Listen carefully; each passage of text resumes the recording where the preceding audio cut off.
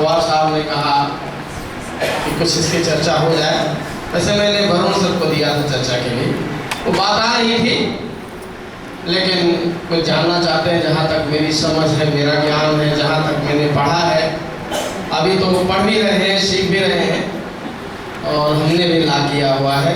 Bar association में मेरा भी रजिस्ट्रेशन है, और basically I am also teacher in posted at government higher secondary school Bhopal district city Kharta Rewa में। जहाँ तक प्रेफरेंस शेयर की बात अपन करें, बहुत सूक्ष्म शब्दों में मैं कहना चाहूँगा इसका निचोड़, कि प्रेफरेंस शेयर आज से नहीं, 1935 से जब रिजर्व बैंक ऑफ इंडिया का गठन किया गया था, तो 1935 में गवर्नमेंट ऑफ इंडिया ने प्रेफरेंस शेयर खरीदा था, भारत सरकार ने। इसके बाद से प्रेफरेंस शेयर का चलन हुआ। चूंकि प्रेफरेंस शेयर एक ऐसा सिक्योर्ड पॉइंट है, इंडस को भी मैं जोड़ दे रहा हूं उसमें, कि जब कोई कंपनी अपने डॉक्यूमेंट्स को आरओसी के पास पुटअप करती है, तो उसे क्लासिफाइड किया जाता है। क्लासिफाइड हमारे इसमें हुई पब्लिक लिमिटेड कंपनी के रूप में। पब्लिक लिमिटेड कंपनी कौन है?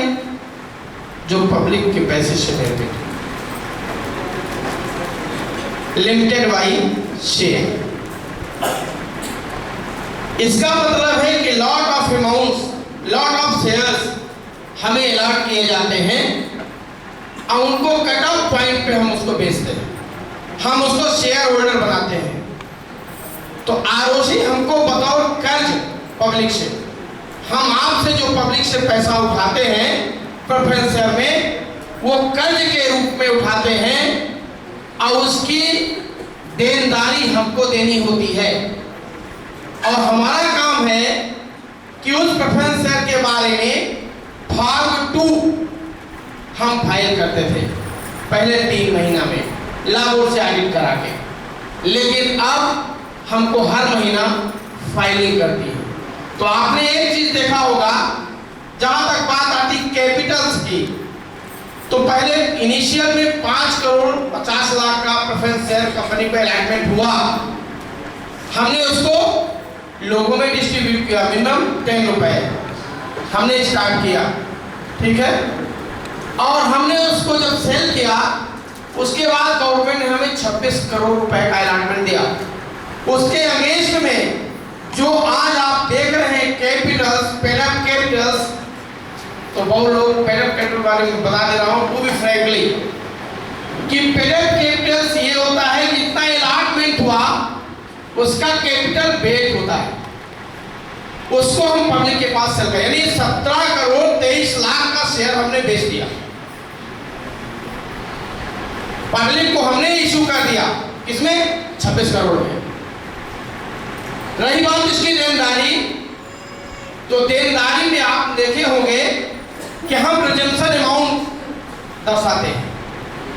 हमको फॉर्म 2 कैसे फाइल करना होता है? डिस्ट्रिक्टिंग नंबर लिखा होता है कि फला से, जैसे आपने 1000 के शेयर लिए, 100 शेयर में फला से फला अलॉटमेंट, उसकी लीगली प्रोसेस होते हैं, और फॉर्म 2 फाइल हम गवर्नमेंट को पुटअप करते हैं, और उसकी स्टाम्प ड्यूटी चार्जेस हमको पेडअप करना होता है। और वो जब हम चार्जेस पेडअप करते हैं, तब अलॉटमेंट आता है कि इतने से इतने तक के बॉन्ड कंपनी इशू कर सकती है। हम गवर्नमेंट को क्या देते हैं कि हम आपको फॉर्म 2 फाइल में सारा डिटेल्स देते हैं कि पवार साहब ने यदि इतना 100 शेयर लिया या 500 शेयर लिया, तो जो हमको शेयर अलॉटमेंट हुआ 26 करोड़, उसमें से 500 दे देते हैं। रही देनदारी, देनदारी कंपनी का एसेट है, क्योंकि जब हम कर्ज लेंगे तो देनदारी हमको देनी पड़ेगी। तो इसके लिए कंपनी लिखती है कि मिनिमम टर्म्स इतना और मैक्सिमम टर्म्स इतना। मिनिमम कितने टाइम्स का हम आपको अलॉटमेंट कर रहे हैं और मैक्सिमम कितने टाइम्स का कर रहे हैं। तो ये हमको फॉर्म 2 में फाइल देना पड़ता है। जनरली अभी एक न्यूज़ देने जा रहे हैं अभी कुछ देर के बाद आपको। जनरली होता क्या है कि कोई भी कंपनी जब प्रेफरेंशियल इनिशियल फेज में लेके आती है तो चार्जेस दिखाते हैं 100 करोड़, 500 करोड़, 1000 करोड़। वो एक्चुअल में चार्जेस होता है और चार्जेस हमारे कंपनी के समय 50 लाख का है। हम दिखाने को 50 करोड़ दिखा सकते हैं, नो डाउट दिखा सकते हैं, लेकिन कल जब देनदारी आएगी तो सब उतना करोड़ पड़ेगा। इसलिए हम जो एक्चुअल पोजीशन है वो दर्शाते हैं। आज कंपनी आरपीएस 26 करोड़ की बेच के दे रही और कंपनी का एसेट है 250 करोड़ का। बताइए सर, हम 26 करोड़ का पेमेंट नहीं कर सकते क्या? 250 करोड़ का मेरा एसेट है और देनदारी मेरी 26 करोड़ की है, और 26 दूना लगा लीजिए, हम दूना मान लेते हैं 52 का, तो हम कहाँ पे घाटे हैं, कहाँ हमारा एसेट्स है?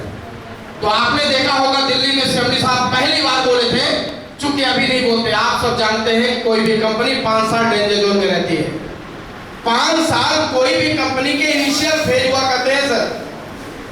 यदि 5 साल हमने सही तौर तरीके से गवर्नमेंट के गाइडलाइन से नहीं चल पाएंगे तो ब्रेकअप हो जाते हैं। क्यों हो जाती है?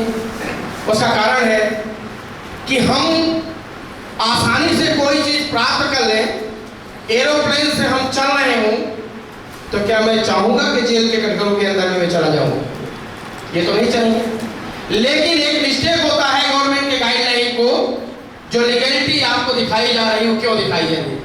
हमारे सीएमडी साहब कहते हैं मैं आपको विदिन अ मिनट आपके बांड को जारी कर देते हैं, विदिन अ मिनट स्कैन करके आपको बांड को दे देते हैं, लेकिन उसकी ऑथेंटिसिटी नहीं है। हमको 4 से 5 महीने लगते हैं आप तक बांड डालने में। बाकी कंपनी आप आरपीएस लीजिए, same day otherwise second day scan करके आपको बांड दे देती है। अब आप अंदाजा लगाइए कि वो भी कंपनियां मार्केट में चल रही है। पर क्या दिक्कत होती है? जब उनके लीगलिटी पे गवर्नमेंट घेरा डालती है तो धीरे धीरे शौक से कोई नहीं जाता सर, शौक से कोई नहीं जाना चाहता, भगा दिए जाते हैं। उसमें पब्लिक की कोई गलती नहीं होती, नहीं होती ना, क्योंकि हम आप बोले, क्योंकि हम आप दूसरों के से सोच के काम करना चाहते हैं। यदि मैंने जोड़ा हूं किसी को तो आप कह दोगे कि मैं नहीं जानता, मेरे सीनियर विजय सिंह बघेल जी हैं, इन्होंने ज्वाइन करा दिया, मैं उनको जानता हूं, मैं उनको पकड़ूंगा। नो सर, मैं अनाउंसमेंट इस स्टेज से करना चाहूंगा। हर आदमी यहाँ सीखता है, जानता, समझता है, तब वो कंपनी को ज्वाइन करता है। क्या उनके कमाने से सारा पैसा विजय सिंह बघेल को मिल जाता है? अगर प्रॉफिट हो तो उसके जिम्मेदार आप, और घाटा हो या कोई दिक्कत आए तो उसके जिम्मेदार विजय सिंह बघेल? नो सर, हर आदमी जिम्मेदार है। इसीलिए इस अनाउंस बार बार किया जाता है कि पहले कंपनी के लीगलिटी को समझिए, कंपनी को गहराइयों तक जानिए। बिजनेस ये नहीं होता कि आपने बिजनेस लॉगिन कर दिया, सब कुछ कर दिया, तो फिर कंपनी को जानिए कि कंपनी जिस बेस पे खड़ी है, जिस पिलर पे खड़ी है, वो कंपनी सरवाइव कर पाएगी कि नहीं। ठाकुर साहब ने बात बहुत अच्छी कही है कि पहले तो उसको जानिए जहां आपका कैरियर है, जहां आप अपने कैरियर को दांव लगाने जा रहे हैं, ठीक है, वहां आपकी लीगलिटी नहीं समझे तो आपको परेशानी होगी। अब बात ये आती है कि हम आप काम करना शुरू कर देते हैं। दोस्त, मेरा यही अनाउंसमेंट है कि पहले तो कंपनी को जानिए, ज्वाइन करने की कोई जरूरत नहीं, जितना जानना हो उतना जान लीजिए, और जब जान लेंगे एक कहावत बनी है कि देर आइए दुरुस्त है। आप अच्छे से आएंगे, मन से आएंगे। पवार साहब ने दिल्ली गए, मैंने भेजा, स्ट्रेट फॉरवर्ड हमारे सर नहीं बोलते हैं, वो भी आपकी परीक्षा लेना चाहते हैं, कानून कर रहे हैं।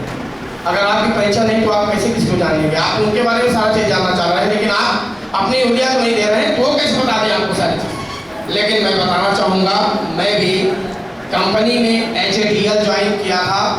अभी 20 तारीख को आदरणीय सर के सहयोग से मेरा प्रमोशन एसएल पे हो गया है, और मेरे दोस्त शंकर राम सर ने जिनके सहयोग से मैं यहाँ पहुँचा हूँ।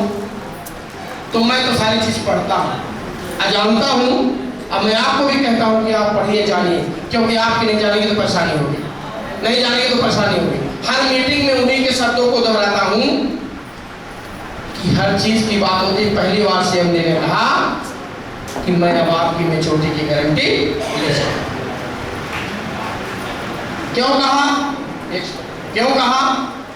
क्योंकि आज वो जानते हैं कि जितनी देनदारी नहीं है उससे कई गुना मेरा एसेट है, हमको देना है। तो प्रेफरेंस शेयर का एक पार्ट है रेडमी प्रेफरेंस है 60 शब्दों में। हमको जितना अलॉटमेंट होता है हम उतना बेचते हैं। फॉर्म टू फाइल के माध्यम से